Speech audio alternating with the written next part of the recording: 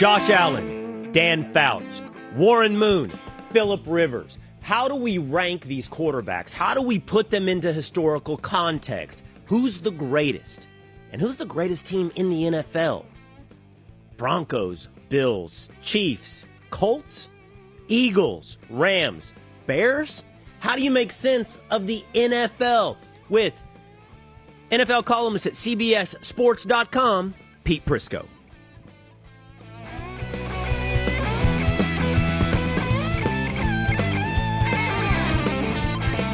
It is Will Cain Country, normally streaming live every Monday through Thursday at 12 o'clock Eastern Time at the Will Cain Country YouTube channel, but you can always follow us at Spotify or on Apple. That's where you get the Friday edition, Cain on Sports. Tinfoil Pat, Two-A-Days Dan, even Ed, hanging out here today in the country on a Flannel Friday.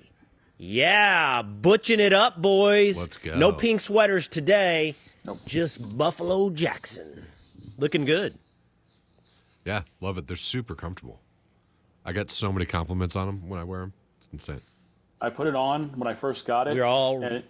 My wife was like, I was literally just giving a live read right there to my wife in the kitchen. I was just like, yeah, I want to go out and purchase some for the family right now. Oh, she just started purring? You just put it on and walked in the kitchen and she just started purring, Patrick? That's right. Oh. That's much better than the pink sweater, which we were forced to wear a little bit earlier this week. I went to a Christmas party. And yes, I went to a Christmas party before Thanksgiving. Yeah, what the hell? I went to a Christmas party last night. And, you know, it was a pretty big party. I'd say, 50 people over under. And I was appalled how many people brought up the pink sweater. This is why I don't do social media, but thankfully, I guess, unfortunately, I've got Ellie, I've got Dan, I've got Patrick, I've got Fox News Social to make sure that if I put on a frickin' pink sweater, the whole world gets to see it on their Instagram. And that's exactly what happened, apparently, because everybody brought up the J. Crew men's pink sweater. Yeah. I've been trying to get you to do social media for 3 years consistently, and we just had to take it into our own hands. I got a lot of messages about that too, and me wearing one as well. It's very interesting. A lot of texts from people I haven't. A lot of texts from people I haven't heard from in years. They're like, "Oh my gosh, I can't believe I saw you wearing a pink sweater." Women liked it, loved it, thought I looked good in it, thought we kind of looked good in it. Guys were like, "Hey man, you've changed." I still need a little better evidence of women liking you or me in that pink sweater. Speaking of the texts and the comments, we did have a bit of a debate a little bit earlier this week on Will Cain Country on how you pronounce the word crayon. How do you say that word I just spelled? Now, obviously, the right way to say that word is crayon. Dan, very in a northeastern style, says cran. And Patrick, over in America's Pawn Shop, Jacksonville, says crown. Crown. So we went to the comments. We asked you, how do you say that word? And the people have chimed in. Let's go through. There's a lot. Everybody had something to say about this. Little Red Penny said crayon. Diane L. Jones says crayon. Jim Dandy, crayon. Yeppie Anderson, Will has it right. And then out of the blue, coming in from deep left field. What are you, from Mars? Sugar Lumps says crowns, like Patrick. And Patrick, you had a few votes. I'd venture to say in the comment section, there's more people like Light Warrior, who says, I've known kids pronounce it crowns. And I will say, not many came in on your side, Dan. Not many crayons. A crayon is far and away the winner. And I have to say, crown probably came in second. Sarah Woods, it's definitely crowns. So A lot of people at the pawn shop How in is it Jacksonville. crowns? How is it crowns? Like Suzanne How? said, it is a Southern thing. Texas is fake South, and so they say it differently, maybe. It doesn't but like make any sense. At least we cran have a is whole just region. cran's just a faster way of saying crayon. It's crayon, crayon, crayon, crayon. We slur everything. Like my grandfather was Don, but like if you're a woman named Dawn, I still say it Dawn. Dawn and Dawn and Dawn. It's like an English accent saying ma'am. It's mom. Right. Yeah, I'm with Dan. I don't know where you get crown out of CRAYON. I don't know where you get crowns from that.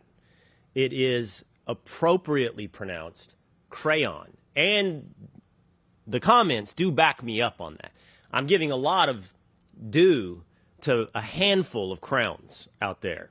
But overwhelmingly, everyone understands it's properly pronounced crayon.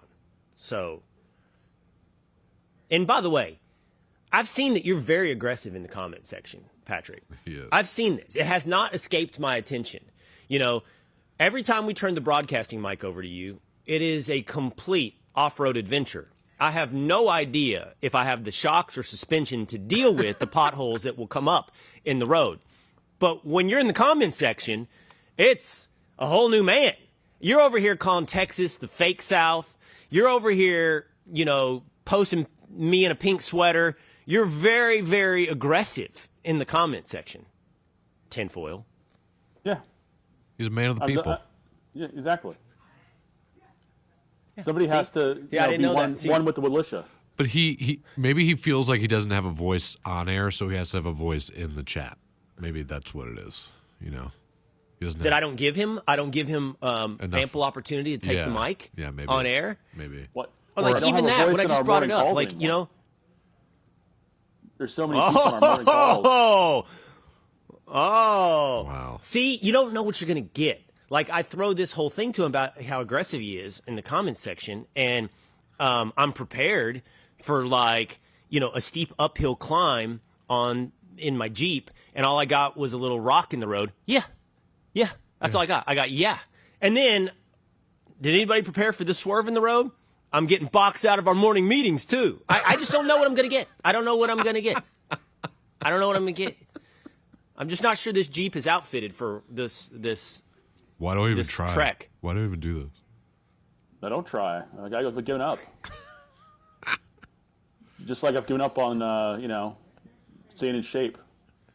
It's all right. He keeps the he keeps the people in line in the chat, though. He does. It's necessary. Well, if you listen to Will Cain Country, jump into the Willisha, jump into the YouTube and Facebook comment section. You might just run into Tinfoil Pat there virtually in his very butch Buffalo Jackson flannel, like all of us are going to be on Fridays. We love Buffalo Jackson. Ed wishes he had one. He saw mine today and said, I want one of those. And you too. By the way, Buffalo Jackson is the company that makes the infamous, the famous leather jacket I wore to Army-Navy game to meet the President of the United States. Got a lot of questions, a lot of where do I get that jacket? And the answer is the same place that we all get our flannels on Friday. The answer is Buffalo Jackson. Where do you place Josh Allen? Like, how great is he? Is Josh Allen better than, say, Dan Fouts, another great quarterback that people have forgotten about that didn't win the Super Bowl? What about Phillip Rivers? What about Tony Romo? How do you compare receivers of today against, say, Steve Largent of yesterday? And how come we give quarterbacks and receivers today such benefit of the doubt compared to the past, but we do the opposite with running back? We think nobody can compare to Barry Sanders, Eric Dickerson.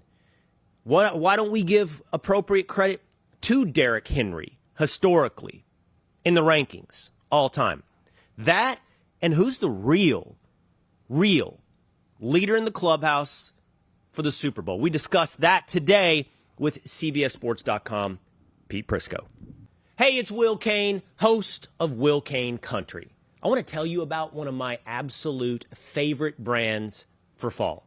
It's Buffalo Jackson. Now, if you've listened to me for a while, you already know how much I love their gear. They make rugged, timeless leather goods and clothing for men who like to live with a little bit of grit in their story. It all started out of Colorado, founded by a Southern guy from Tennessee who was running an outdoor leadership program for young men. They build the kind of authentic, durable jackets, flannels, and rugged leather bags that just fits the life of a man who's built to roam. Now, I've got a lot of their goods. I've got leather jackets. I have flannels. You've seen me wear the puffy leather jacket at the Army-Navy game last year with the President of the United States. And you see me wearing their flannels on Friday. Everywhere I go, without fail, people say, hey, where'd you get that? And the answer is, every time, Buffalo Jackson. And right now, their biggest sale of the entire year is happening right now. Their Black Friday sale is live, and everything on the site is 20% off. Jackets, flannels, bags, all of it. Just head to buffalojackson.com and use the code WILL20. Again, buffalojackson.com, code WILL20, WILL20, for 20% off the entire site. Joined now by senior NFL columnist at CBSSports.com. It's Pete Prisco. What's up, Pete? How are you, Will? You good? I'm good. I'm better than the Bills. Cool. I think I'm better than the Bills. They got their ups, their downs. They're hard to make sense of. They lose to the Texans in Thursday Night Football, and they just sort of joined this league that's hard to make sense of now. Pete, who's good, who's bad? Can we say the Bills? No, I don't think you could say they're either, to be honest with you. And look, I picked them to go to the Super Bowl this year. I thought this was going to be their year. Now, they've had a ton of injuries, and I get it. But there's something off about this team right now. And it starts, I think, with the play calling. And I'm going to be very critical of that. And the reason I say that is I just don't know what their identity is. Yeah, Cook's a good runner, and you want to run the football. But when you play defense the way they play, you're going to have to score a lot of points. And I don't think the way they play offense right now gives them a chance to score points. I get it. They don't have Kincaid. They don't have the burner down the field. But you have Josh Allen. And I think so many times they come to the line of scrimmage, run Cook, maybe he gets 3, maybe he gets 4, then you're in 2nd and 6, then you run your little mesh concept or your bubble screen, and you don't take any chances. I think they become predictable on offense, and I think they need to get out of that. Let's talk about offense and the necessity, as you point out, to score a lot of points. You make that argument when it comes to the Bills because of their defense, but it's really become, at least through the first half of this season, Pete, something that's necessary of every team. The average scoring victory and average scoring total has just gone up. It's like people are calling it the NBA-fication of the NFL. Like you and I right now, all of us watching and listening, we're living through the moment where the game has changed significantly towards offense. Part of that is because we've got these kickers who are kicking 50-yarders and 60-yarders with regularity. Their offenses only need to move 15 yards before they're in scoring position. The kickoffs have moved us, I believe on average, 10 to 15 yards further down the field to start a drive. And you're looking up, and you're seeing teams score easily 30 and often 40 points a game. But I just want to offer this counter argument and see what you think. That happens earlier in the season. Now, I know we're over the halfway mark, but defenses start to figure it out. I don't know. What do you think? Are we in this NBA-fication of the NFL? No. And in fact, look, you mentioned a couple reasons why scoring's up a little bit, but if you look at the numbers and take a close examination of the way teams are playing on offense, they're not going down the field. And defenses have kind of dictated to offenses. You know, the points are up, but there's reasons, the kicking, the return game, turnovers, short field, that kind of thing. But the reality is, if you look at the completion percentages all time for single season, I think 8 or 9 of them have happened in the last 2 years, which tells you that teams are being cautious. They'll take the check down. They'll take the easy throw. But you're not seeing the big hitters down the field because teams play off coverage now. So what's the counter to that? Everybody's going to 3 tight ends and 2 tight ends and running and play action off of that. But they're not getting the big shots, aside from a few teams. You know, up until last week, Seattle had gotten a few big chunks down the field. The Rams got big chunks down the field. But the reality is, I think defenses have done a better job dictating what's happening. And we saw that last night. I think if Buffalo had gone into that game with the idea that they were going to dictate to that defense, they would have caught them and got them a little flat-footed. Instead, they played right into the advantage of the Texans, and those pass rushers got turned loose. And when they got turned loose, it was a problem. Throw on early downs, throw on first down, you throw to score, you run the win, and I think that's the way to play. Let's stay with the Bills for a moment, and I like you bringing up where in the last years we've seen the highest completion percentages among quarterbacks. I was thinking about this, Pete, when it comes to Josh Allen. I think I was watching not last night but last weekend, and I was thinking, who is Josh Allen? And stay with me here because I think this makes sense once I'm done unspooling this. But the debate that everybody wants to have is Josh Allen better than Patrick Mahomes? Where does Josh Allen rank when it comes to NFL quarterbacks today? That's not what I want to talk about. I was watching a game and I was starting to think, probably because Tony Romo was covering the game, how good is Josh Allen historically? Where does he rank? And I think in order to answer that question, Pete, you have to adjust for the moment in which you live. You know, I do believe, and it's most obvious in the NBA and the NFL, that modern athletes are just bigger, stronger, faster. So you can't really say, Michael Irvin would dominate today's NFL. He may or he may not. No shade to Mike. But, I try to think of not the best receiver in the league, but a really good receiver in the league, like, say, Amon-Ra St. Brown. And I think, okay, which one would have a better opportunity to switch places and times and dominate their new home? And the truth is, you could probably take Amon-Ra St. Brown, plug him into the late 80s and early 90s, and he would dominate. That doesn't necessarily make him a better receiver than Michael Irvin, because you have to adjust for the era in which you live. And so I was thinking about Josh Allen, and is he better than, say, Dan Fouts? Is he Dan Fouts? Is he Warren Moon? Like, who is he? If we're trying to put him into historical context, how do I think about Josh Allen?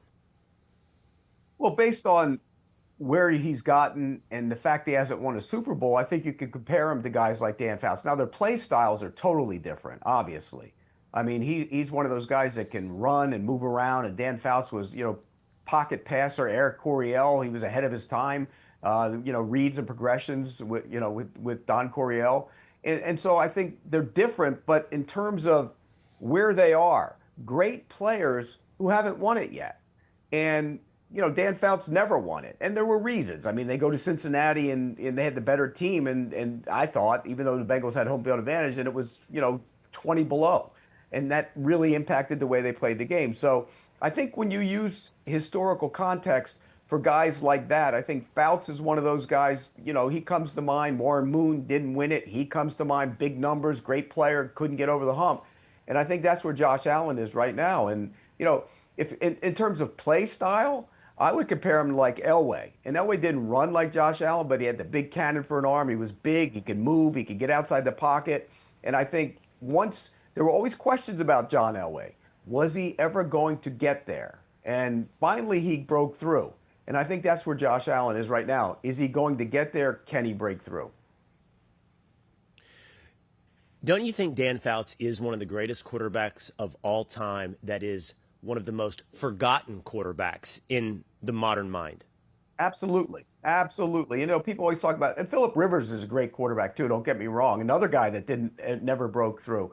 But Dan Fouts is one of the most underappreciated quarterbacks because he kind of is forgotten a little bit because he's so long ago. But they were innovators. They were creative. They were great to watch. I love watching them back in the day. And so, yeah, to answer your question, I think Dan Fouts is one of the most underappreciated passers this league has ever seen.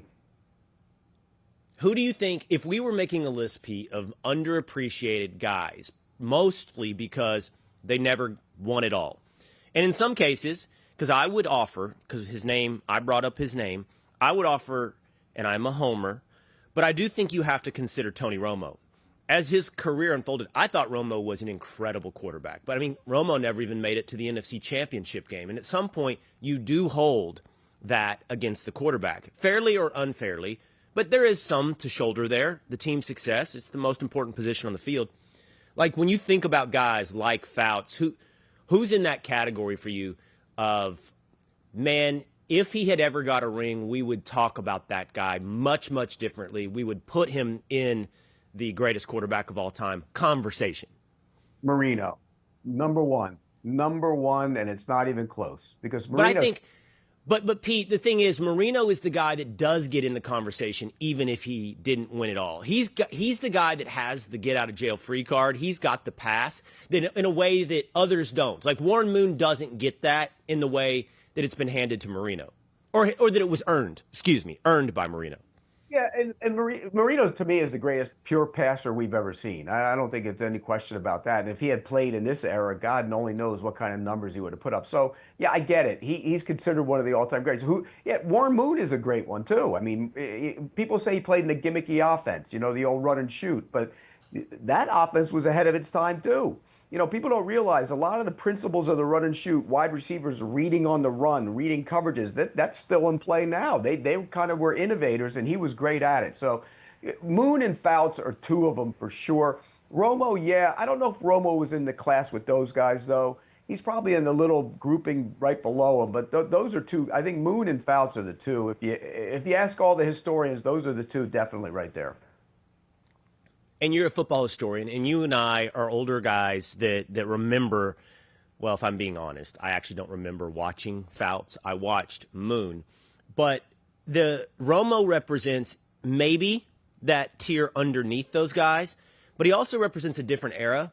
And so that era, that's an era that did benefit from the inflated passing stats, and yet didn't win it. So you've got categories of guys with Romo like Phillip Rivers, and it's hard to contextualize those guys because their stats are incredible. Now, again, I'm a big Dallas Cowboy homer.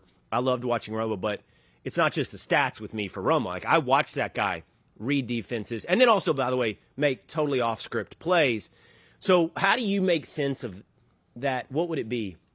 Would it be like 2005 to 2015-ish, quarterback who has big stats like Phillip Rivers? And Rivers is actually very similar to Romo, if you think about it. Did Rivers even ever make the AFC Championship game? I'm not sure he ever got that far, did he? Yeah, he did. Remember, he lost to the Patriots on a broken leg that one time. Remember, he played on a broken leg. And, Rivers is another one of those guys that's right there with Romo. I mean, I think they're all – in fact, I'd put Rivers a little ahead of Romo. Not by much, but right there, a little bit ahead of him. And, we could be throwing Eli Manning into that same conversation, but he won two. I mean, you look at Eli Manning's numbers; they're phenomenal. But he won two, so it kind of gets him out of that. Otherwise, he'd be right in the mix with those guys. And the receiver conversation's just as hard, right, Pete? I mean, because these guys today are faster. They're faster than Jerry Rice. I mean, but that doesn't make them better than Jerry Rice. So it's hard. The receiver thing is really hard because, I think Calvin Johnson probably is one of the greatest receivers of all times. He's also one of the modern guys, or more modern. He's in that same era we're talking about, that 5 to 15 type era where we're beginning to benefit from the inflated passing stats. But I don't know where to put him, and I don't know, Antonio Brown are more modern guys that are really racking up numbers. How do we compare those guys to Michael Irvin, to Chris Carter, to Jerry Rice? You know who's the Dan Fouts of this conversation? Steve Largent. Like, what do I do with Steve Largent? Yeah, and here's the other. He's a Hall of Famer too. But here's the other thing. Jerry Rice to me is the greatest football player who ever played. And the reason I say that, look, you could talk about quarterbacks, and I know they're more valuable, and Tom Brady's won rings and everything. But I don't think there's any argument to be made who the best receiver ever was, at least in my mind. And I think most people would agree with me. Look, Randy Moss was right up there, and he was fantastic. But he wasn't Jerry Rice. And you mentioned Jerry Rice not being fast. Guys were faster than him. Jerry Rice ran 4.6, I think, when he came out of college. And I said to him once, I said, you didn't run very fast, but you played fast. And he goes, did you ever see anybody catch me from behind? I said, no. And I said, that's because he played fast. And Jerry Rice, to me, is the best football player who ever played. And then you go to the pecking order. But you mentioned Calvin Johnson. I think that's a good comparison. St. Brown puts up great numbers. He really does. But if you ask anybody in Detroit if they could have him or Calvin Johnson, there's not a conversation. That's not a slight to St. Brown because he's a great player. But Calvin Johnson was truly one of the special players. And so you're right. The numbers are bloated now in terms of the receivers. I always say this. If you penalize the receivers of today because their numbers are bloated because of the way teams play, Do we have to go back and poach the runners of yesterday because they got more carries back in the day? I mean, take them out of the hall then. It's a different game. You got to adjust. That's exactly. I don't want to do every position group. That's not what I want to do. But that's exactly where I wanted to go, because running back's the opposite. We look at today's receivers and quarterbacks, and I think we overvalue them as compared to the guys who played in the past. But we do the opposite with running back. We look back at Walter Payton, Barry Sanders, Emmitt Smith, even Jerome Bettis, and I only say even because he's more recent vintage than the guys I just mentioned, and we look back and say they're so much better than the running backs today. And they're not. I mean, look, Jerome Bettis didn't even average 4 yards a carry in his career, if you really go look at it. I mean, so no, look, the difference is running backs are devalued today. They don't get the carries that those guys used to do. They were bell cow guys. I mean, they carried the ball a ton more. And so they've kind of gone down in the pecking order of what they mean to a team. But if you had taken Saquon Barkley and thrown him back into that era, he'd have been fantastic. He'd had a ton of carries. He had a ton of carries last year, but he would have had a ton of carries in his career and been a great player. And to sit here and say that these backs aren't as good because they don't get the numbers, that's not true.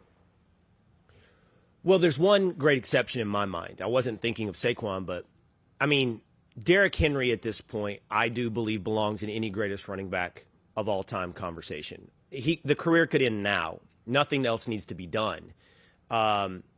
Size, speed, yards, in other words, accomplishments, what he is on paper, longevity, avoidance of injury.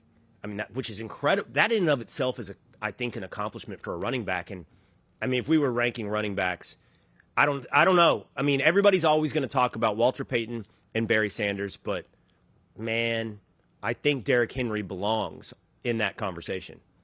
He's moving his way into that conversation. I don't know if he's quite there yet, but he's in the top 10, 15, no question about that. But there's been some great, I mean, like Eric Dickerson might be one of the most underappreciated backs of all time and doesn't get the due he deserves for what he did.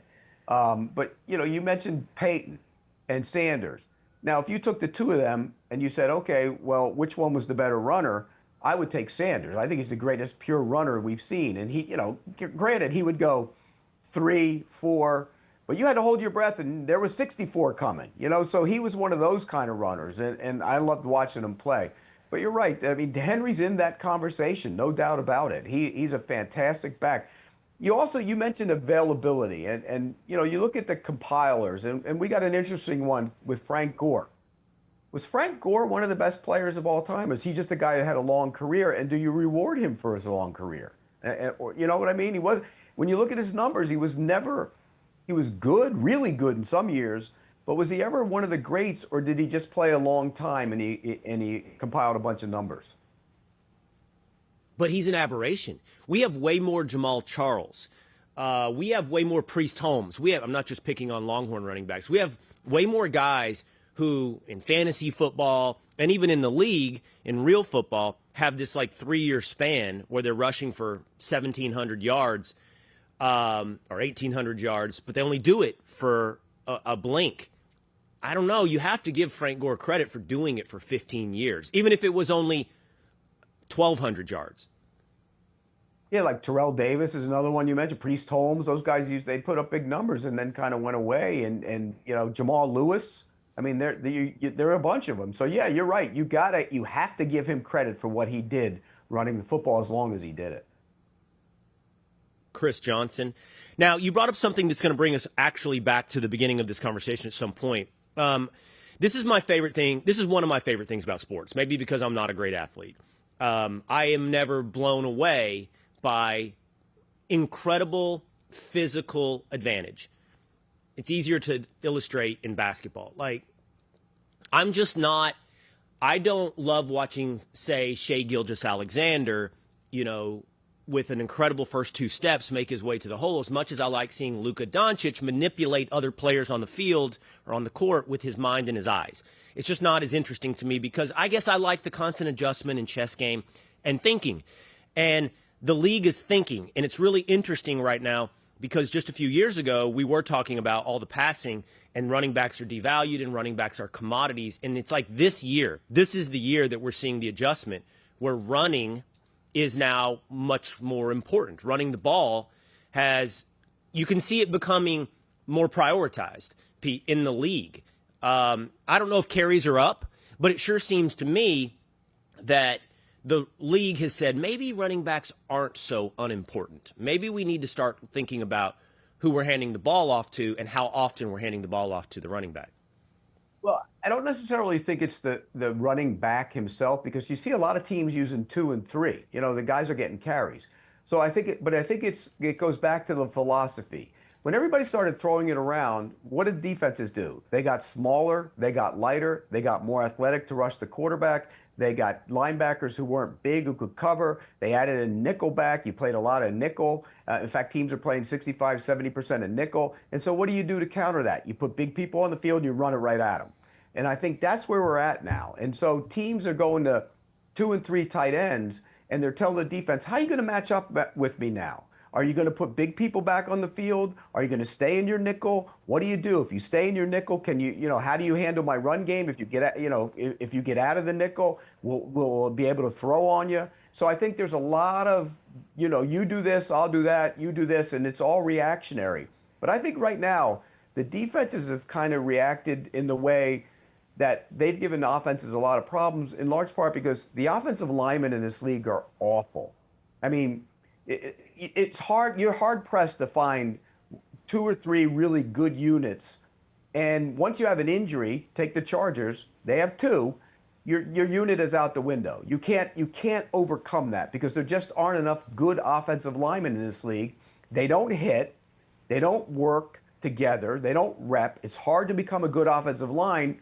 And yet the defensive linemen have become so much more athletic, so fast, so willing to go after the quarterback that it becomes a real problem for offenses to just fade back and throw the football, which is why you're counteracting that with guys that are big, tight ends who can block. You're chipping, you're keeping guys in, and I think that's the way they're throwing the football and running the football now. What would you do if you were a GM with that knowledge?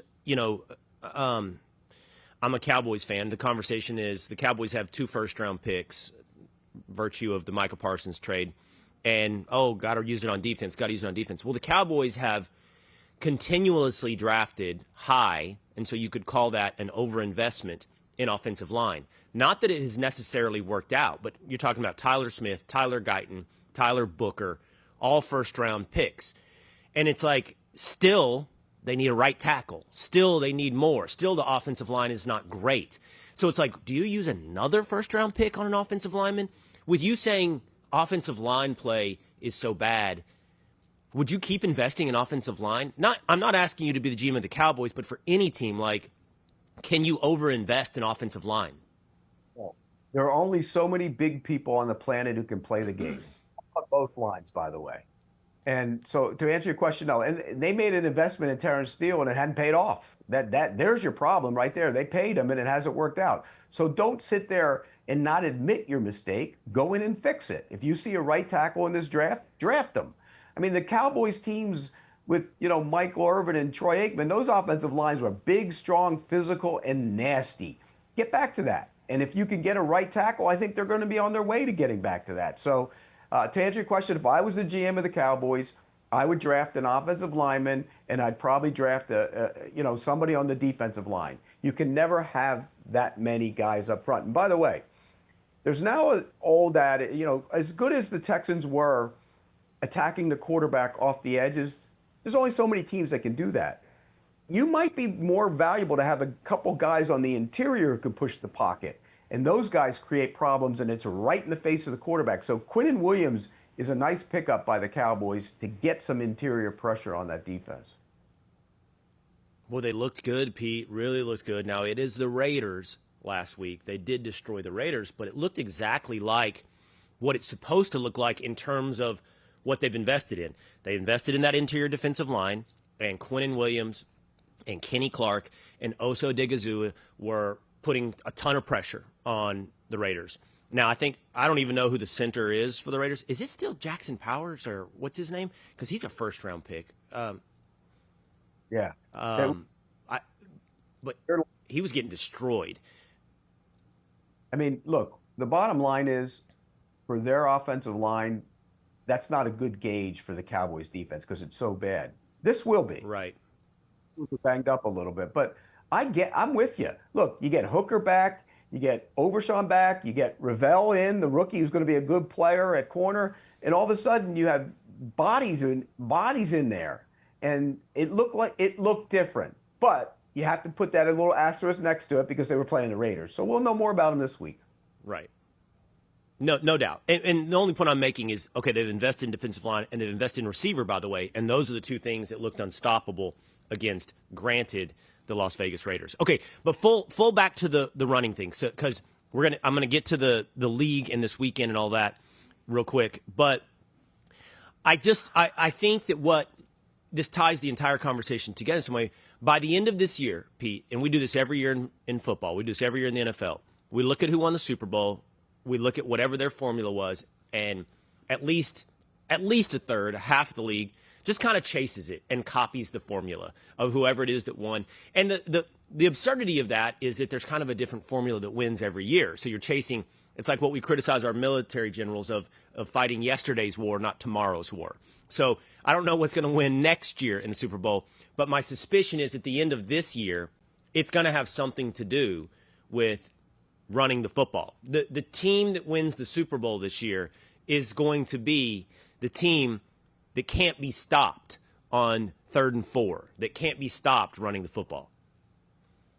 And you look at history. You got to be able to run the football in the postseason, and play good defense. I mean, that's as much as I love the passing game. You have to be able to play good defense and run the football. And here's why: because yes, throwers and knock the guy down on the defensive side of the ball, pass rushers are so important. But if you're running the football, that kind of neutralizes those guys a little bit. And so it takes the pressure off the quarterback, and now he can make plays down the field comfortably off of play action, and it kind of neutralizes the pass rushers. They don't know you're in 3rd and long all the time. So I would agree with you. You have to run the football, but you have to run the football when you need to run the football. And you get a lead, you run the football.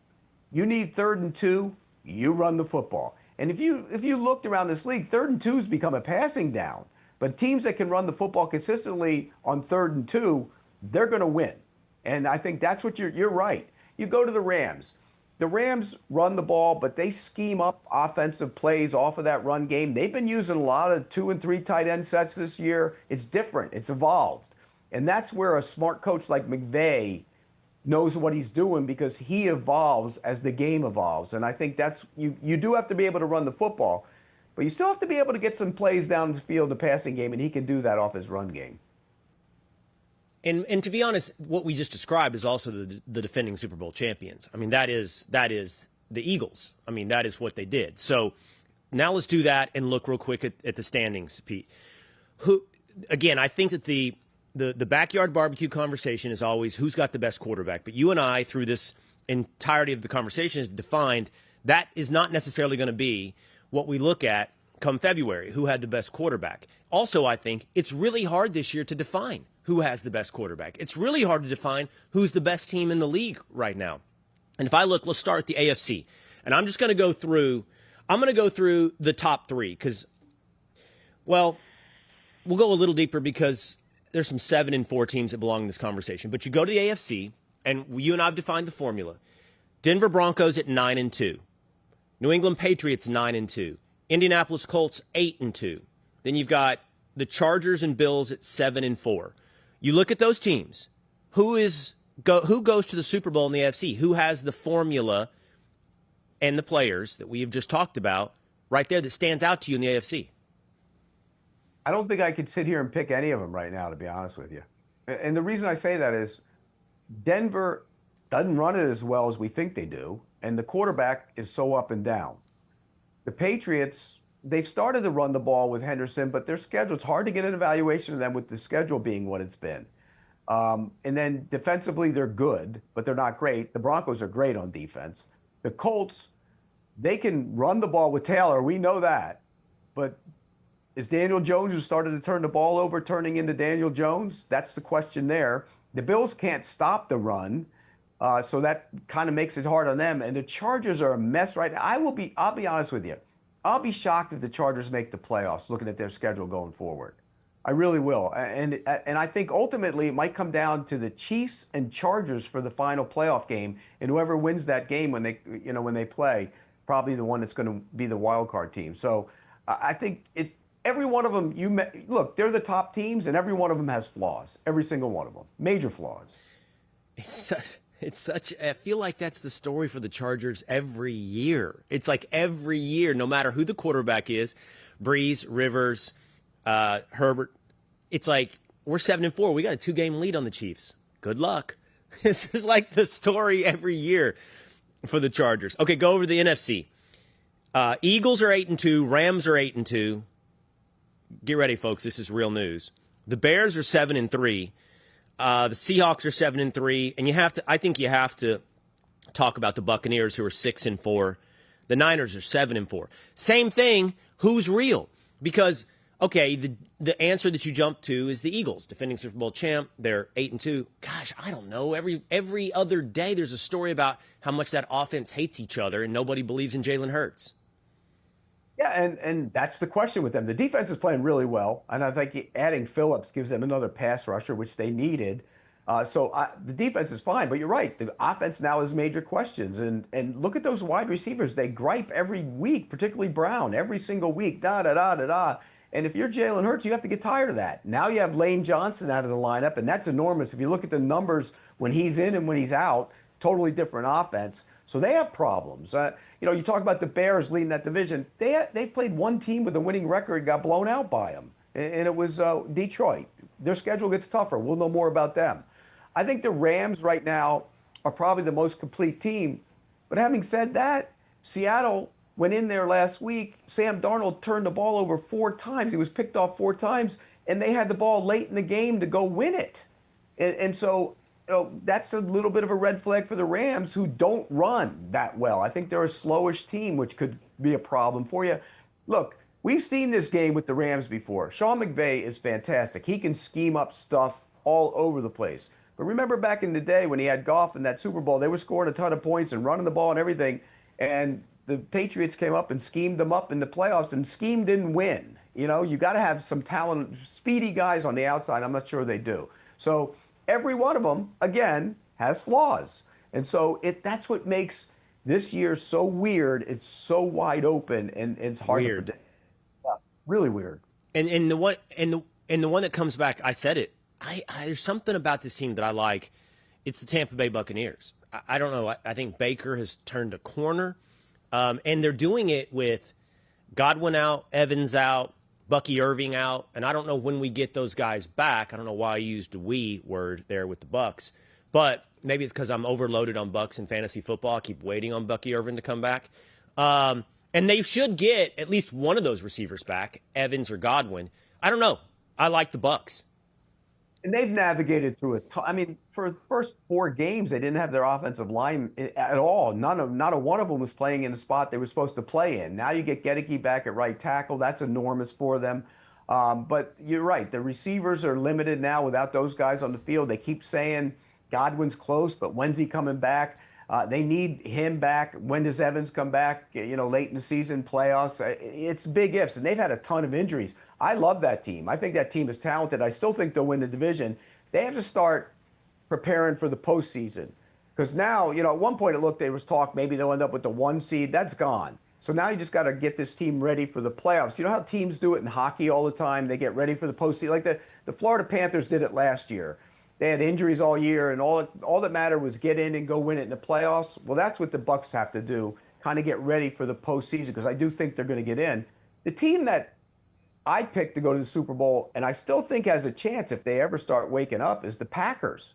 I mean, the Packers have so much talent, and I think they've been a little bit victimized by their play calling too. I think at times when Jacob's in there, he's a nice player, but they run the ball. And you go back to the Eagles game a couple weeks ago. What were you doing? I mean, you needed to throw on first down more than you did. And I think they need to do that. Jacobs isn't in the lineup for this week. So I think it's time to let Love did a great job last week of bringing that team back. And I know it was the Giants, but you're on the road. You know how this league goes. Let him go. Let him play faster and looser and see what you have there. All right, check him out at cbssports.com. I appreciate the long conversation, as always. NFL analyst, CBS Sports HQ, Pete Prisco. Thank you so much, Pete. Good to talk to you again.